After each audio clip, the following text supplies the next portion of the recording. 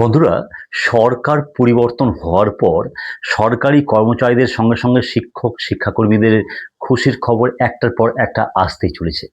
হ্যাঁ বন্ধুরা, পে কমিশনের পর কিন্তু 20% ডিএ বৃদ্ধি, সেটাও একটি বড় ঘোষণা।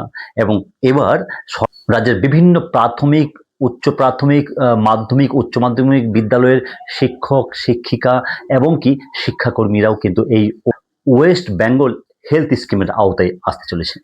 হ্যাঁ বন্ধুরা, যার দাবি দীর্ঘদিন ধরে বৃহত্তর গ্র্যাজুয়েট টিচার অ্যাসোসিয়েশন বা বিজিটিএ জানিয়ে আসছে। এবার কিন্তু এই ওয়েস্ট বেঙ্গল হেলথ স্কিমের আন্ডারে সমস্ত শিক্ষক শিক্ষিকা শিক্ষাকর্মী প্রত্যেকেই আসতে চলেছে।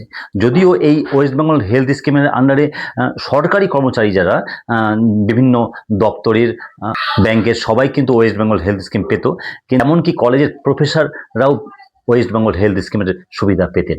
কিন্তু এবার থেকে রাজ্যের বিভিন্ন প্রাথমিক, উচ্চ প্রাথমিক, মাধ্যমিক, উচ্চ মাধ্যমিক বিদ্যালয়ের শিক্ষক শিক্ষিকা এবং কি শিক্ষাকর্মীরাও কিন্তু এই ওয়েস্ট বেঙ্গল হেলথ স্কিমের আওতায় আসতে চলেছে। হ্যাঁ বন্ধুরা, এমনটাই কিন্তু ইঙ্গিত দিয়েছে রাজ্যের শাসক দলের রাজ্য সভাপতি শ্রমিক ভট্টাচার্য। তিনি বলেছেন যে বিদ্যালয়ের শিক্ষক শিক্ষিকা শিক্ষাকর্মীরা প্রত্যেকেই কিন্তু সরকারি কর্মচারী নন, তারা সরকার অনুমোদিত বা গভর্নমেন্ট এডেড বিদ্যালয়ের কর্মচারী, তাই তারা এই আওতার বাইরে ছিল।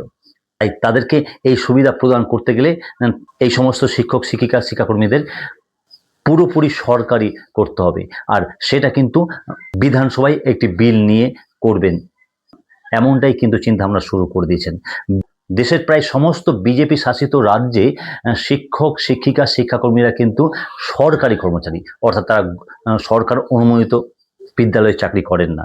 তাই অন্যান্য বিজেপি শাসিত রাজ্যের সঙ্গে তাল মিলিয়ে এবার এই রাজ্যেও শিক্ষক শিক্ষিকা শিক্ষাকর্মীদের কিন্তু সরকারি কর্মচারী করার চিন্তা ভাবনা শুরু করে দিয়েছে রাজ্যের পরিবর্তনের সরকার। তো আর তার ফলে কিন্তু এবার থেকে সমস্ত শিক্ষক শিক্ষিকা শিক্ষাকর্মীরা ওয়েস্ট বেঙ্গল হেলথ স্কিমের আন্ডারে চলে আসবে। তো দেখা যাক কবে এই কাজটা সম্পন্ন হয়। আমরা চোখ রেখেছি, যে কোনো ধরনের খবর পেলেই আপনারা এই চ্যানেলে পেয়ে যাবেন। তাই যদি সম্ভব হয় চ্যানেলটাকে সাবস্ক্রাইব করে পাশে আসা বেল আইকন প্রেস করে অল করে আমাদের সঙ্গে থাকতে পারেন।